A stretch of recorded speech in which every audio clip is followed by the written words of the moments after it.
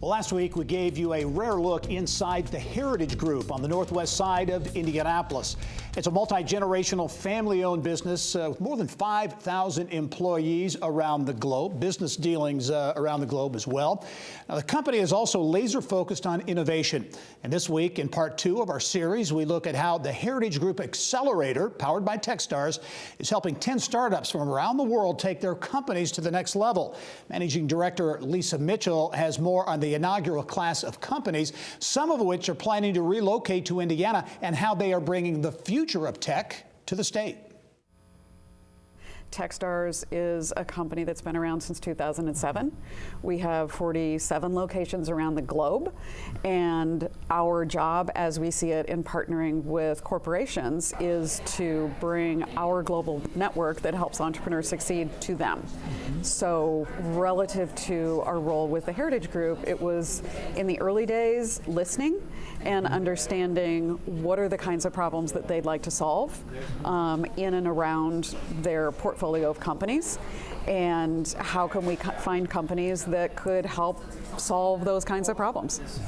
So you found some companies, right? 10 companies Yes. From all over the world. Give us Yes. kind of a snapshot of the companies that have been housed here and accelerating, if you will. Sure. Yes, we have, relative to Europe, we have a company from Estonia, we have a company from Germany. In both cases, they are addressing really big problems like how do we get toxins out of the materials that we are currently using. In another case, it's how do we electrify roads of the future.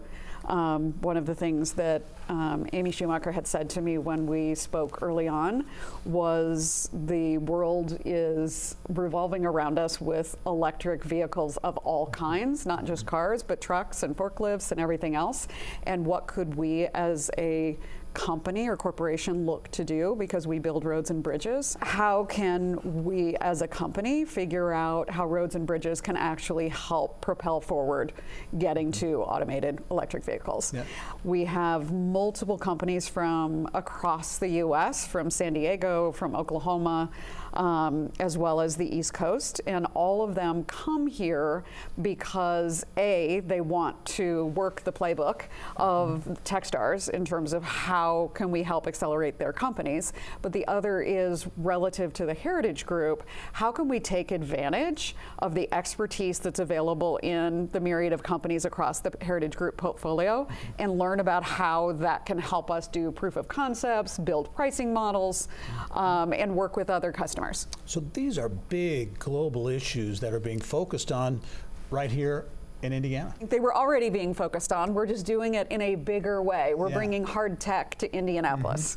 What about the community and corporate support that you're seeing here in Indiana? Yeah, so a big part of the process relative to Techstars is we bring in about 100 mentors to work with the companies.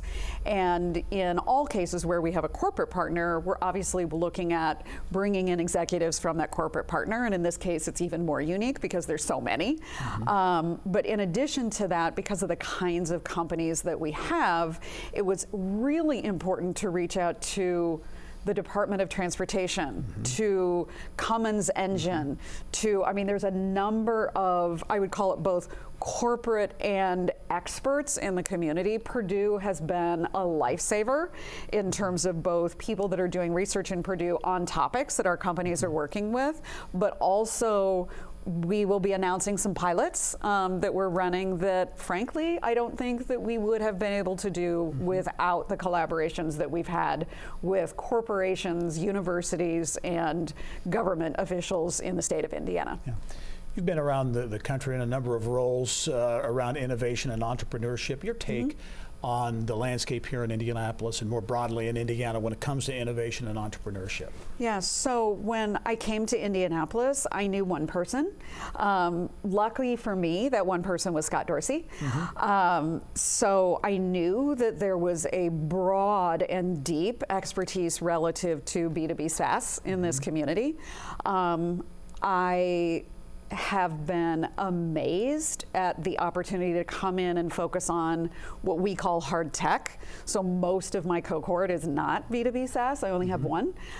Everything else are companies that require a significant amount of funding and resources to scale. But the support from the community relative to hard tech has been amazing. I'm finding a increased focus on hard tech investing across the United States. And because I think of the work that we did long ago in Startup America and Rise of the Rest, no one cares anymore where you're physically located when they want to write you a check. They want a good founder. They want a great company. And if we can surround that with expertise in a community, people are coming to the table and willing to write checks. So we're going to, in my mind, we're going to build 3 great pillars here in Indianapolis. You've got your B2B SaaS pillar. You guys have amazing amount of engineering talent that most communities probably outside of California and Texas don't have. And the third one is building expertise around hard tech. So this should, help all boats rise in the great community of Indianapolis. Coming up next week, we'll tell you about the Heritage Group's newest division, HG Ventures, investing in innovative companies in Indiana and beyond, and its first investment, 120 Water Audit in Zionsville. That's coming up next.